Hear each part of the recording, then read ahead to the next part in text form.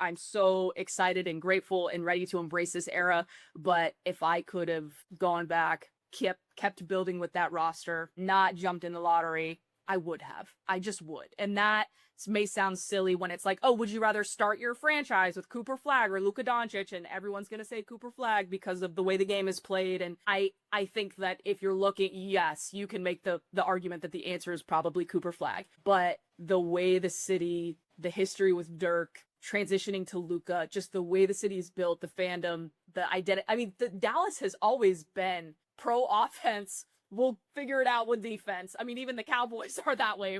But I mean, that's just the identity of the city. And so to have a guy come in and embrace the city the way Luka did, and then just see them really build momentum and build a team around him so effectively, that felt like it was right there, especially in a time of parity where it's like, whoever wins the finals, they feel so dominant, so unstoppable, and then the next year we're talking about somebody completely different. Hi everyone, Tim Kitzer with you, the voice of NBA Jam. From top journalists and authors to rising influencers and insiders, Hoopsology brings you the voices driving basketball forward. With elite guests and sharp analysis, Matt, Justin, and Alan keep you plugged into everything hoops. From downtown, boom shakalaka. So I guess let's get to the negative vibes, I guess, or the vibes of transition, I would call it, with the Dallas Mavericks. They finished 26-56. They recently got rid of their head coach, Jason Kidd. Cooper Flagg looked phenomenal, had an awesome season. Seems like he could be a generational talent just based on what we saw this season. So overall, can you just paint a picture of what you saw, negatives, positives, and what you kind of summarize this overall season as for the Mavericks? Yeah, I'm glad you used the word transition, because I think as we kind of look back and look forward at the same time with this Mavs team, obviously you think about the Masai, the Mike Schmitz coming in, Jason Kidd leaving, but when you look back at last season, there were a lot of things to be excited about. Obviously Cooper Flagg, but even guys like Musa Cisse, Brandon Williams, like you're seeing moments of some of the guys that are lesser known, lesser impressive, getting some increased role in those spots. And so there's some to take away, but we have questions about, are those guys going to be there? Even someone like Ryan Nembhard, who had really, really good moments as an undrafted player. But again, now you have a completely new identity with Masai, an undersized guard, and looking at Masai, looking at his time in Toronto, okay, you could say, oh, well, Fred VanVleet had a lot of success as there's a lot of parallels, but again, there's only so much I think you could take away from what happened last season, and I do sort of anticipate a lot of roster turnover in addition to the draft picks that they're about to make in this upcoming draft. So as much as Cooper Flagg was kind of the key of obviously his rookie year, establishing him as the core piece, not having Kyrie Irving, not having Derek Lively out there, missing Klay Thompson for sections of the time which is a whole other conversation, but there's just so much in and out of the lineup. Now you have a new coaching system that we're going to wait and see who that is, but there's so much change going on. I personally don't take a whole lot away from last year, because I do think that there's, in addition to the roster turnover, the system turnover, it's going to be a very different group next year. And I think that's ultimately for the better, not just because they were probably tanking. I think we can all, agree on that. But I do think for the better, there's going to be a lot of change systematically and also personnel wise. Normally I ask this question a little bit later, but I find the Mavericks fan base just fascinating, just considering what happened with Luka Doncic and just kind of what's happened since. And you talked about it with Matt and our other co-host Alan, just about the future of the franchise in Dallas and all the rumors that have been circulating. So what has been kind of the feeling between the fan base and this team, just in terms of the connection between just when people go to games and just the vibe in the arena, just in terms of, what's happened since that massive trade with Luka to Cooper Flagg to what's going on with ownership to even recently with Jason Kidd getting fired. What's the vibe of the community, what they think about this team? Because I think it goes more than just, they tanked during this season. I think it's further. It's more complicated in terms of just the feelings going on. I'm just curious what you observed just in terms of just the relationship between the Mavericks and its fan base. Yeah, it's definitely a lot more complicated than just, one season of tanking. And obviously you mentioned the Luka trade. There's so many, and again, I go back to that word transition, but at the beginning of the season, there's such a fracture, but also the fan base is so big and so loyal that they want to be there for Cooper. They want to be excited about like how insane it is. I mean, the Mavs had never even moved up in the draft historically, and then they just happened to get the number 1 pick with Cooper Flagg. And so hanging on to this, oh my God, what just fell into our laps after this just monumental heartbreak is just such a hard feeling for, I think, a lot of people to juggle with.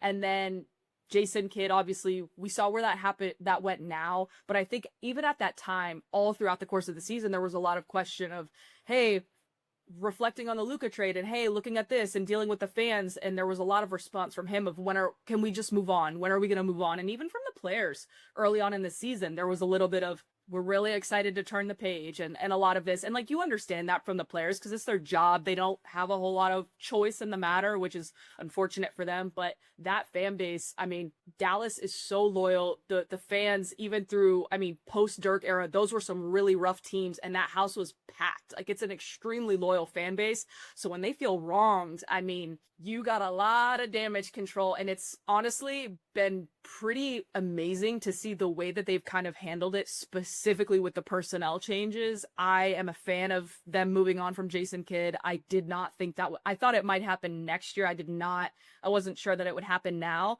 I think bringing in Mike Schmitz is obviously is something that was, I think, got applauded a lot by people beyond the Mavs fan base and kind of the Mavs local circle.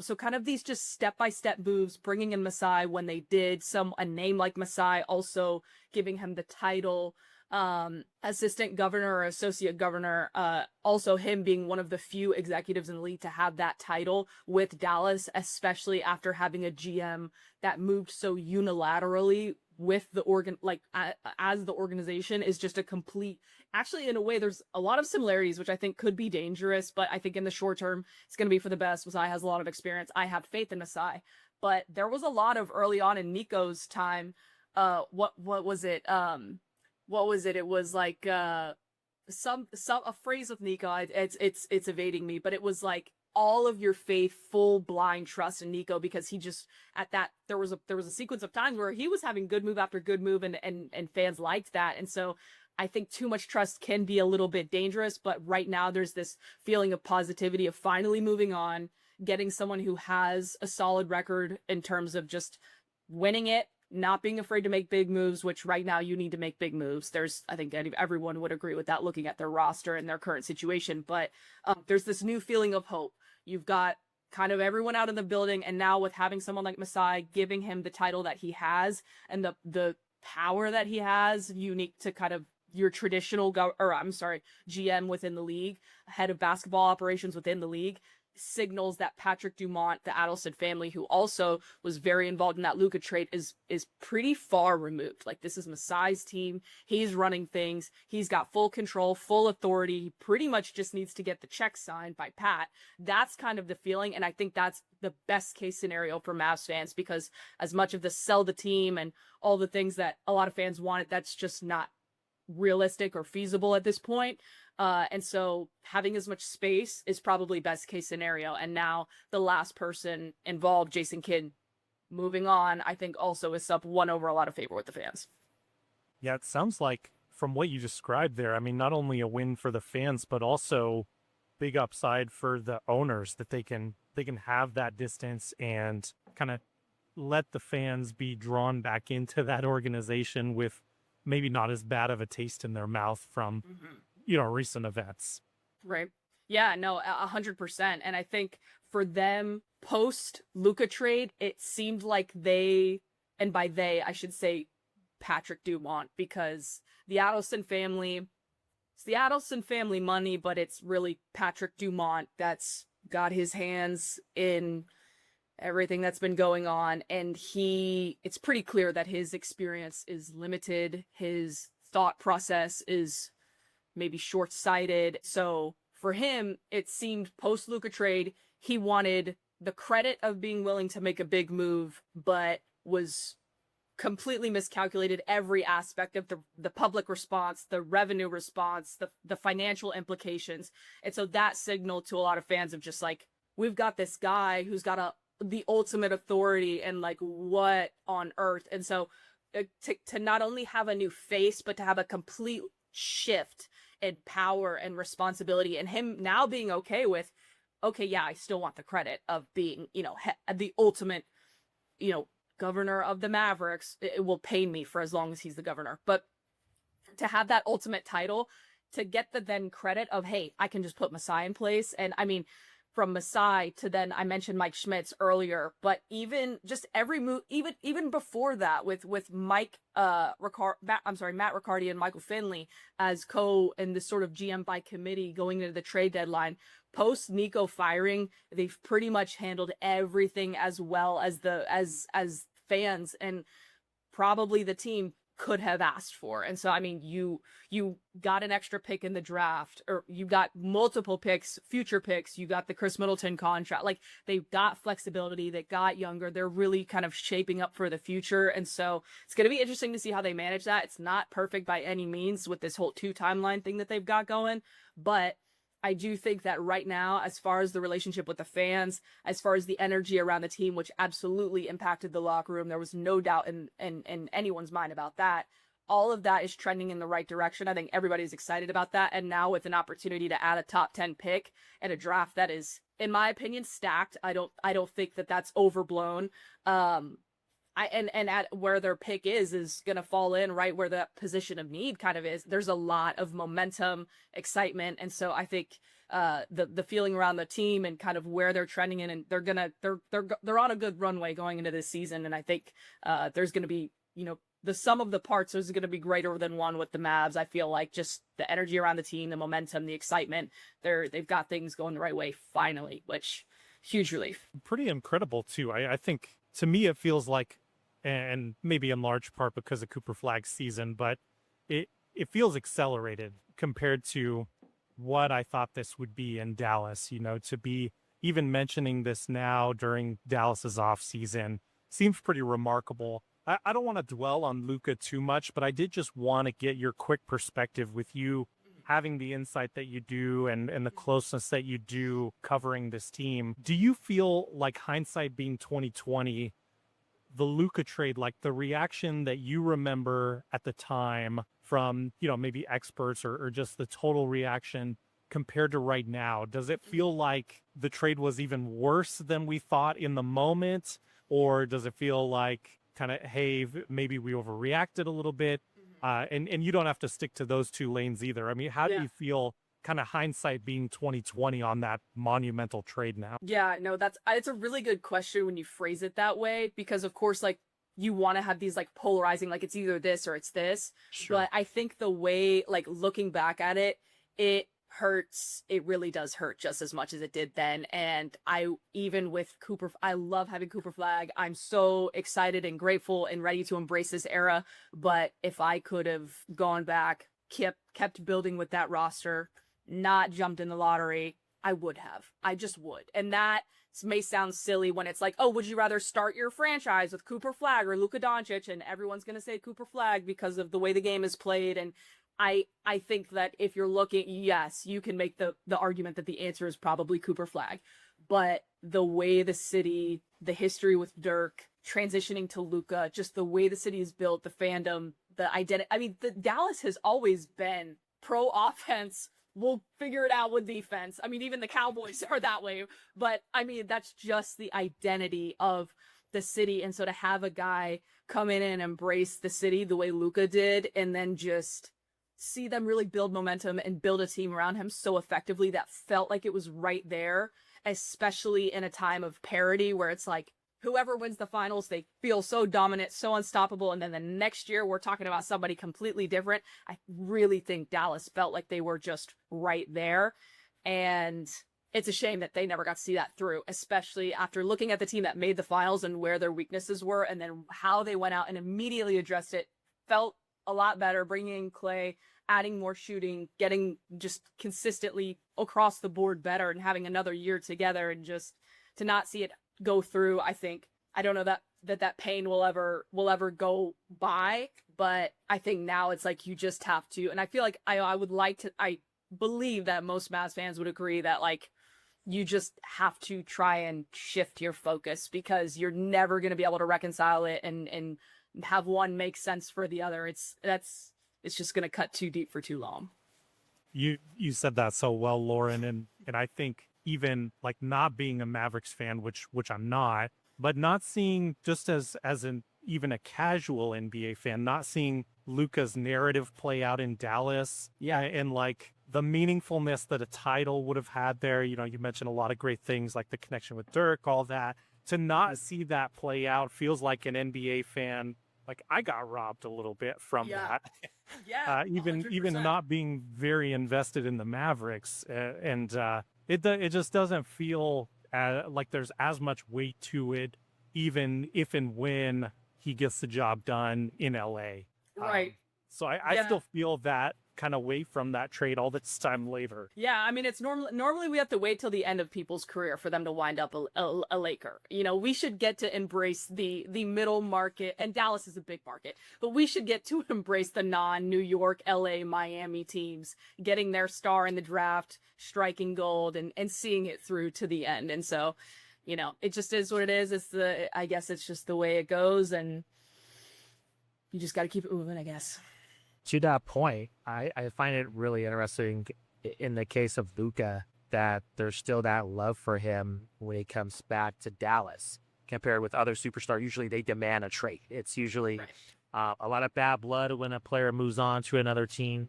When they return, even if they do a tribute, it's still kind of weird, but not with Luka. So I just find that very unique. I think that connection will probably last forever unless he badmouths the Mavericks, I don't expect he'll ever do. So I just find that truly unique in terms of a connection with a city and a player, which, you know, Luka, he could return back to the Mavericks one day. I wouldn't rule it out, you know, one day, but I just find that connection really unique because it's usually pretty bad in terms of when a superstar leaves their first team that they're drafted by. Yeah, it's definitely, it's remarkable in my opinion because he has in my opinion, and I think most Mavs fans would agree, he's got every right to badmouth the organization or badmouth the way it all kind of transpired on the way out, and he has never done that. He's definitely been quiet in certain regards, but he's never been, but like that's understandable. It's like if you don't have anything nice, don't say anything at all, where a lot of people, I think, in that instance would say something, and he just doesn't, which speaks to, in my opinion, him as a professional at this stage in his career. It speaks, you know, he gets a lot of flack for how he handles himself on the court, but that also, like that identity in Dallas, there were a lot of similarities to that with Dirk. And so that was something that Mavs fans embraced. It's like, Luka's going to talk, Luka's going to complain. Is it, you know, are those moments always ideal? No, but like we're behind him 100%. And I think he truly felt that in the support from the fan base. And so to see him come to Dallas and even in LA and hosting Mavs fans at some of his events, of some of his spaces that he's opening up in LA, or events that he's hosting in LA, or at his games in LA, like he still sort of fosters that relationship, which I'm sure there have been instances of that, but that I'm not familiar with many instances of that. And so it's been very special. And so, I mean, who knows if he'll ever put on a Mavs uniform, even like at the very end of the road, who knows, but that love it's not going anywhere. He will always have the support for sure. And I think there's a reason he still owns that house. I'll just leave that. So you mentioned Klay Thompson, and I got the sense that you're not very happy with him in terms of his performance this past season, and recently making headlines more for his personal life than what's going on the basketball court. Can you just explain kind of maybe your angst or what's going on with him, and do you think there's a future with him with the Mavericks moving forward? Yeah, I go back and forth with that one a little bit because so Klay, I should phrase it this way.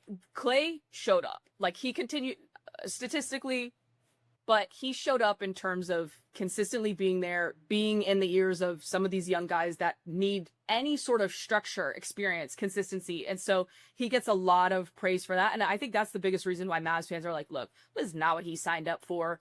Has it been like exactly what we wanted Klay to be? Probably not. But he's also not playing off of the playmaker that he signed up for. So let's just do right by him because he made a very tough decision to move on from Golden State and come here of all places. And he needs to be like I don't want to say the anticipation necessarily, because at the end of last year, it was like, my God, this team is right back to needing shooters around Cooper. Like you need space. And I think a lot of that will sidebar be resolved by getting Kyrie back and just having more space, more isolation, and more creativity. But you do need shooters, and you need guys that are not going to waver and can hit a big shot at a big moment. And that, I think a lot of people would, or at least Mavs fans, would still feel decent about that guy being Klay, being able to hit a big shot or at least swing you some momentum in a third quarter when you need a bit of a boost.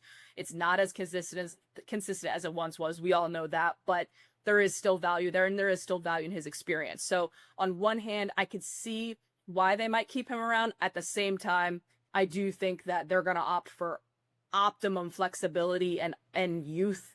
And at this point, I do think that they could at least get multiple second-round picks for him. I'm pretty skeptical I'm very skeptical of really any first-round picks beyond this draft being moved, because I think you kind of got to see where the chips fall with this new 3-2-1, the rules, the odds, and everything going on there. I just don't think teams are going to be in and I don't even know that Klay would have that value even in the previous rules. So I think right now, opting for flexibility, opting for, let's get, we're going to have assuming they have 3 picks in this upcoming draft. And so you've got at least 2 guys who are going to be on the full roster, and then you got free agency. So I do think that they're going to kind of transition a little bit younger. That's what all signs have kind of indicated.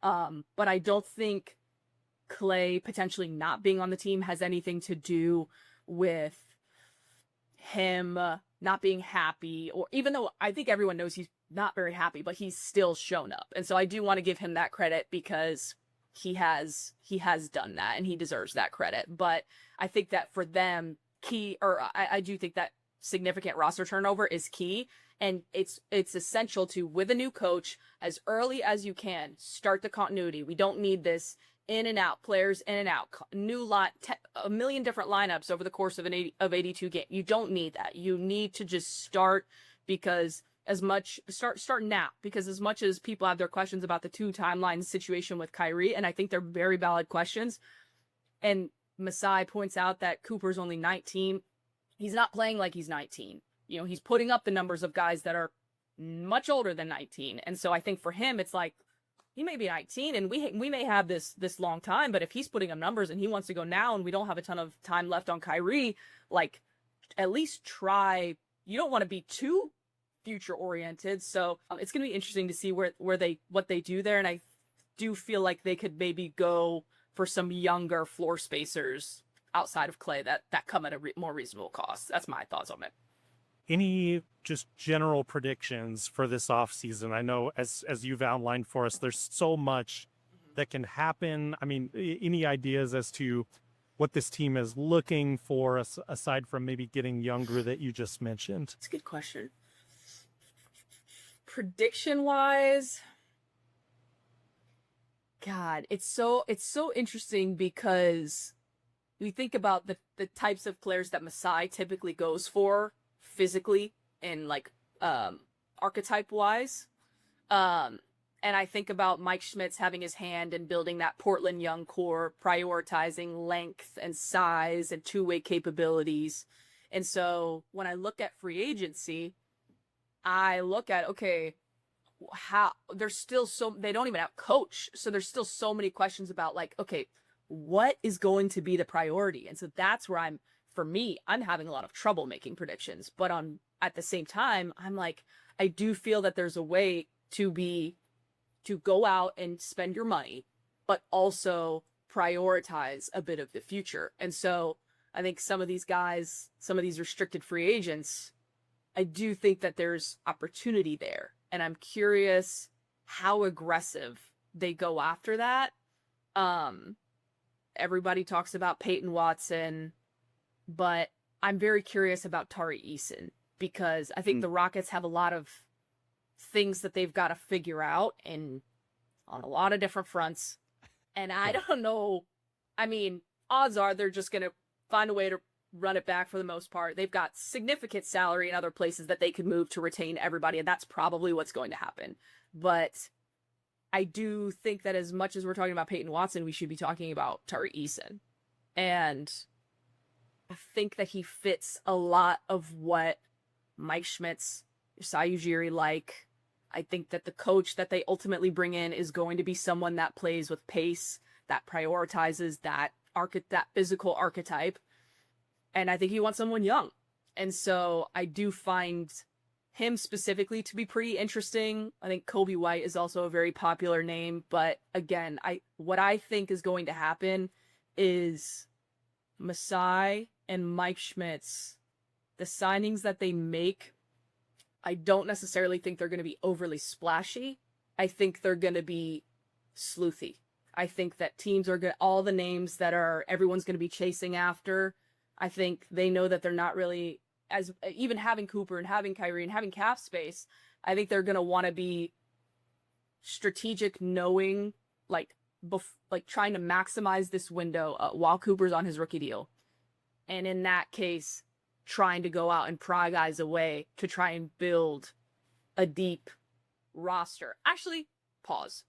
As far as a prediction, I'm going to say 2 out of 3 of Klay, Daniel Gafford, PJ Washington are traded. That will be my prediction for you. Nice. It's hard to that say. One in there. I want to get it's so hard because normally I'm like, oh my God, they're totally going after this player. And I feel pretty good about, but I'm like, they don't even have a coach.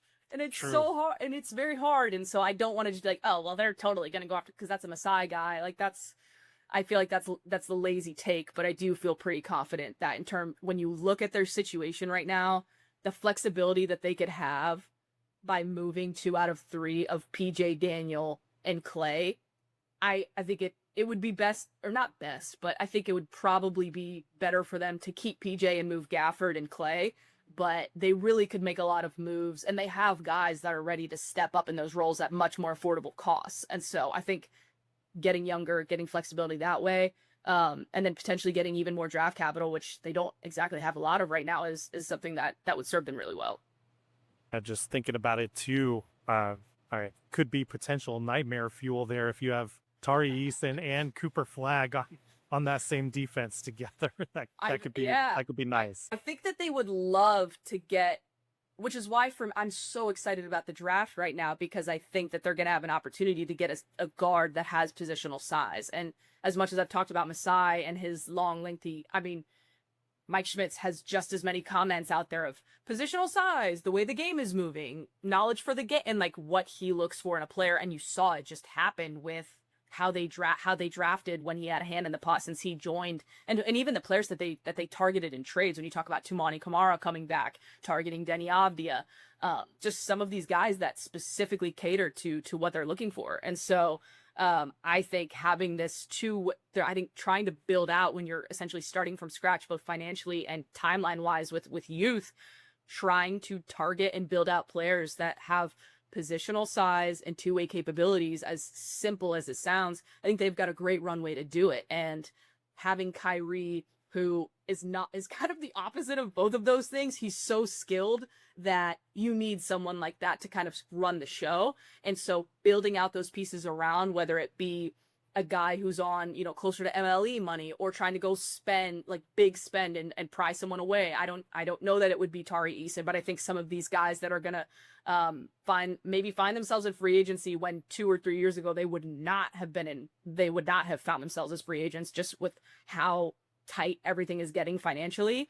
I do think that that's where Dallas is going to be able to say, hey, let's bring you in. You can be a complementary piece. You don't need to be the third or fourth scorer. We need you to just, play your part in the system, and the sum will be greater than the parts.